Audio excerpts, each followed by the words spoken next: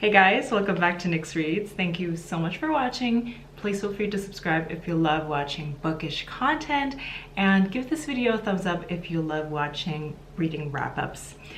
It's almost May instead of April, yet I still want to talk to you about my March reading wrap-up because one of these books changed my reading habits, I think forever, so it's a very special one.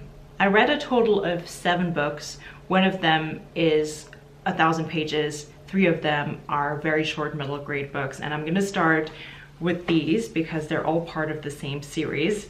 So I read 3 of a series of Unfortunate Events books by Lemony Snicket. These are quite popular in North America, but if you don't know what this is about, this is a middle grade but very surrealist, kind of dark story about 3 siblings who become orphaned right in the very first book. It's the premise of the book, so it's not a spoiler. So from there on out, in every single book, they bounce from one relative, I should say, to another because they need a new home. And yet the evil Count Olaf is always a step behind them because he's after their big fortune that they inherited. While these are technically middle grade, they feature quite a lot of adult topics because there's a lot of violence in here.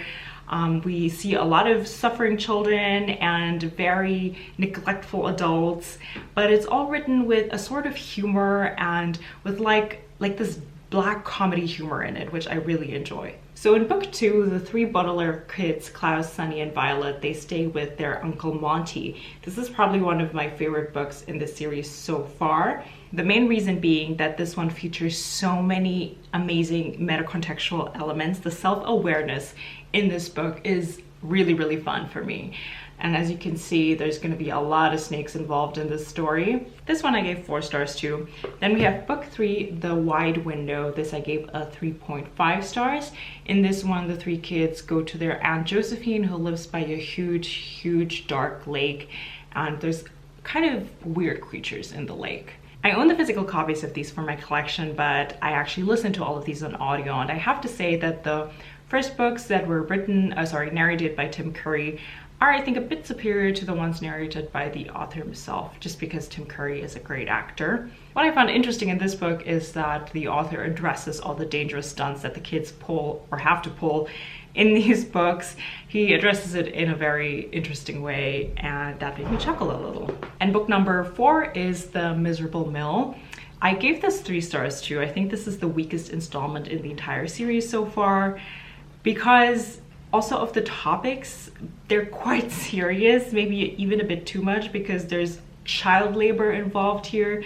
There's a lot of hungry children here, and also attempted murder on the children. So this one I didn't find quite as amusing as the ones before because I just felt really bad for the kids in this one. Next up, I listened to the nonfiction The Rise and Fall of the Dinosaurs by Steve Brusatte. So this is a nonfiction about the history of dinosaurs, which I thought just sounded really cool. I wasn't a big dinosaur fan when I was a child because I wasn't just really exposed to it. I didn't really have dinosaur toys. The author is a dinosaur expert, and I thought that this would just be a very interesting nonfiction. And it is, but it didn't leave that big of an impression on me. I gave it a solid 3 stars in the end. I enjoyed it, but I don't think that this is a very memorable nonfiction for me.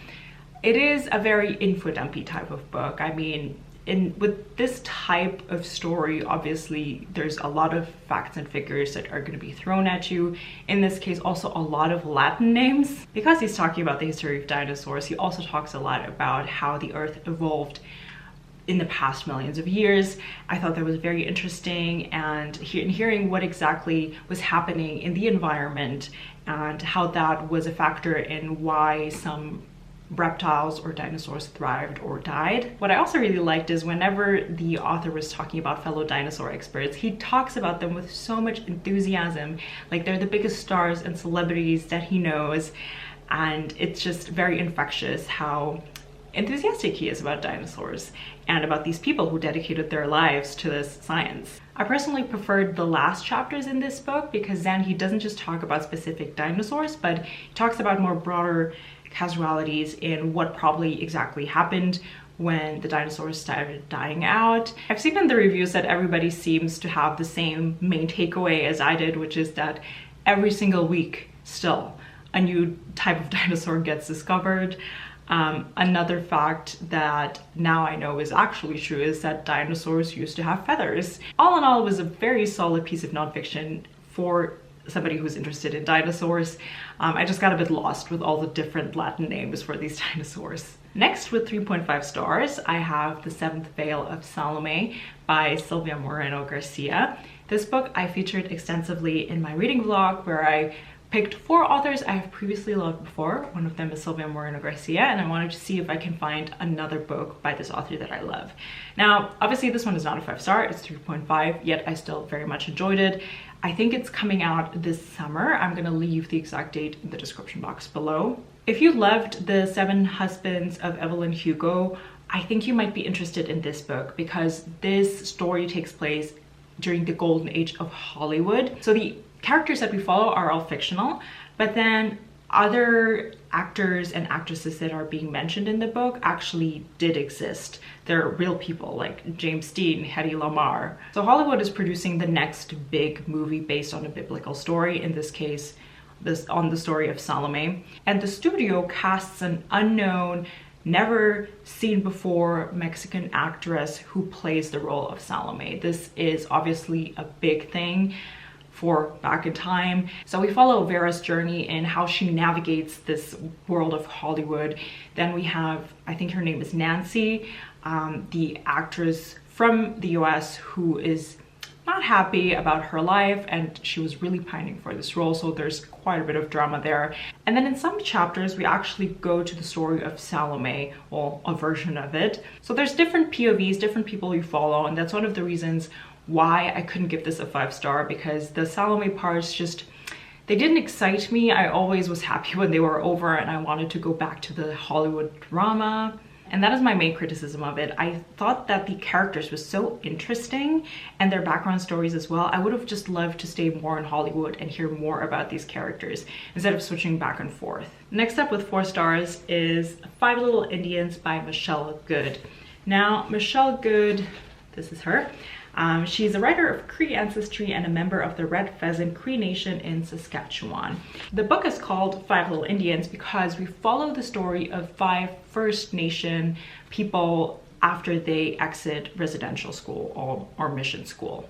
As you can see, this book won a bunch of awards, and rightfully so, because it is very good. One of the horrible, horrible things that the church did in Canada was to take these children from First Nation families against their will and put them in these residential or mission schools. This was basically to make them assimilate into Western culture, and it was absolutely horrible because they basically forced everything First Nation out of these kids. And if you follow the news, you probably have seen that there's been mass graves found from these mission schools, and people or kids were horribly, horribly abused emotionally, physically, sexually. So I went into this book preparing myself basically because I knew that this is going to be very heavy and probably very upsetting.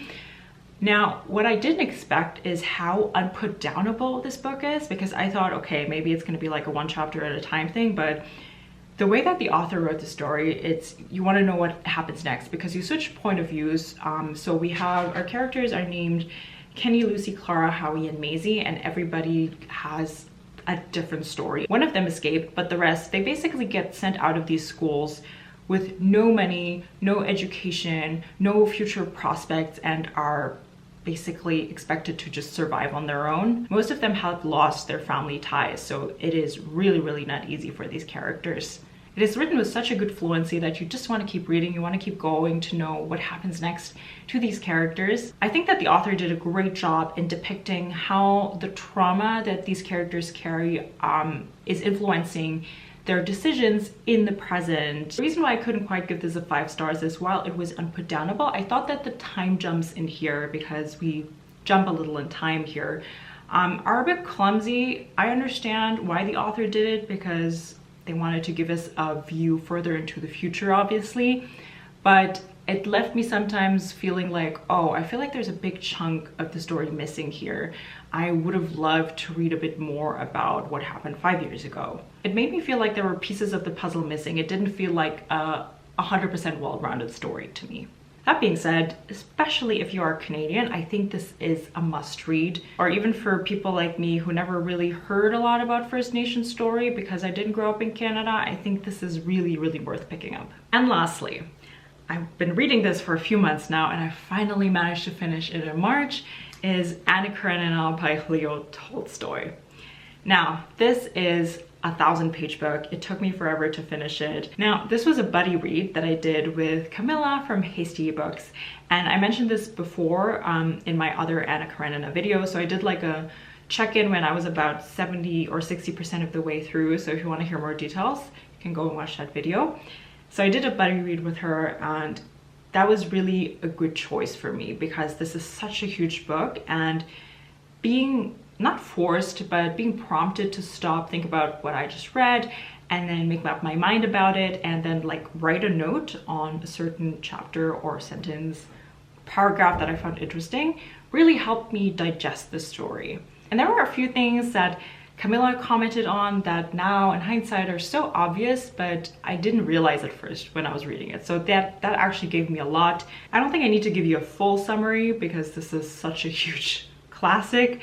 But basically, one of our main characters is Anna Karenina, and she, as described on the back of my book, is probably one of the most famous adulterers in the world.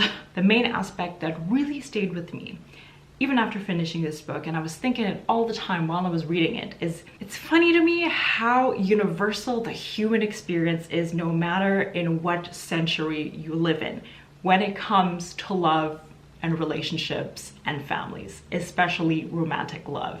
The characters in here make crazy decisions, they act out irrationally. Sometimes we know how to communicate and yet we just want to act irrationally. No matter how old you are, no matter what century you've lived in, love makes us all crazy. Anna, I think, is very difficult to either just love or hate because she's quite a nuanced person. My initial reaction was, wow, Tolstoy is so progressive. He writes Anna as this very independent woman who wants to make her own choices, her own mistakes, and wants to make choices about her own body. And then taking a step back, noticing that Anna is a cautionary tale. She's supposed to be a bad example of a woman. So technically, the things that she does, they're bad, but me with my modern point of view, I'm thinking progressive, great, positive. A lot of people who read this, I think, really, really love Levin. And I mean, you're supposed to love him. He's supposed to be the like angel of a man. But my favorite male character in this book is actually Anna's husband, Karenin, or as he's referred to in my version, Alexei Alexandrovich. So interesting to see how he reasons with himself, how he's trying not to look at Anna as a woman with feelings because he just wants to conform to the norm. I have now settled on a 4 stars. I really enjoyed this in the end. And in a way, maybe I'm biased because I was forced to spend so much time with this and I feel so accomplished that I can't help but give this a good rating. But also, as I said, I just had so much fun with the eccentricities of these characters. Now, it is a 1,000-page book, at least my version is. I'm reading the German copy. An obvious thing, I can't give it 5 stars because it's just too long. I understand that the author wanted us to understand the cultural climate of the time, but do we really need so many chapters about farming? Debatable. And I am not kidding when I say that after finishing this 1,000-page book, I thought to myself, wow, the ending is quite abrupt. I thought that Anna's story ended just like that, without giving anything away. I was missing a few chapters there, which is crazy to say about such a long book. So that's one of the reasons I couldn't give this a 5 star, because you could have balanced it out a bit more, you know. I really have this book to thank for changing one of my reading habits for now, maybe for the next years or forever possibly. If you look at the tabs here, you can see that I started tabbing it halfway through the book. I didn't do it before and I pretty much almost never do it with any of my books.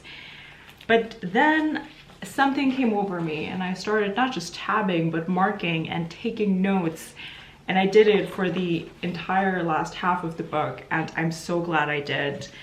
It made me feel closer to the book, to the story. To motivate me to keep reading this book, I was watching these Anna Karenina reading vlogs, and these booktubers would take notes and like really carefully read over passages and highlight everything that stood out for them, sometimes by themes. Fascinated me to no end, and I was so inspired to do it myself. I am now a reader who has multiple of these colored tabs. I now have a highlighter that I keep with me when I read, and I even bought this set of cute new pens. Look at these. They look like cattails. So sweet. So this book made me excited to write in my books, and it also made me so excited to read more classics. I have that to thank this book for. All right, let's look at how much money I saved by using my library card. It is not that much this month because I surprisingly read a lot of books from my own bookshelf, which is, by the way, a goal that I have for myself this year, to do as much as possible. But yeah, didn't stop me from using my library card. I saved $51.95 in total. I would be so interested to hear from you if there's any book that you read that also changed your reading habits. If you just want to let me know that you're still watching and you don't have anything else to comment, then why don't you leave me a train emoji, because this is a very important motive in this book. Thank you so much for watching. I'll see you guys later.